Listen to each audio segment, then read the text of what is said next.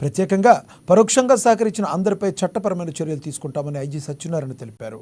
SP Narayana రెడ్డితో కలిసి ఆయన విలేకరులతో మాట్లాడారు. ఇప్పటికే పలువురు కేసులు నమోదు చేశామన్నారు.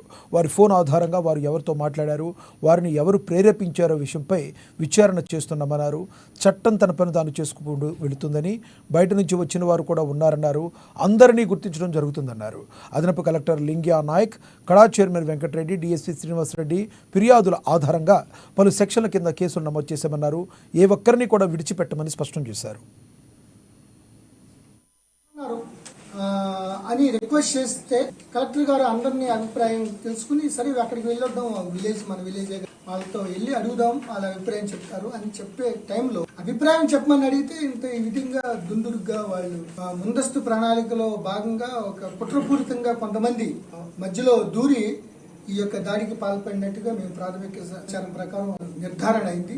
అయితే ఇక్కడ ఉద్రిక్త వాతావరణం ఉండటం వల్ల కలెక్టర్ గారు కారు ఎక్కి వాళ్ళని సముదాయిస్తూనే వెళ్తాం జరిగింది. ఈ లోపల అక్కడ కూడా ఆగిపోకుండా కడా చైర్మన్ గారిని, వెంకటరెడ్డి గారిని, అదేవిధంగా ఇండియా నాయక్ గారిని విచక్షణ రాహిత్యంగా వాళ్ళు అటాక్ చేయడం జరిగింది. సో ఇంత రాళ్లు మన వీడియోలో చూస్తున్నాం. అక్కడ విలేకరులు కూడా ఉన్నారు. శ్రీనివాస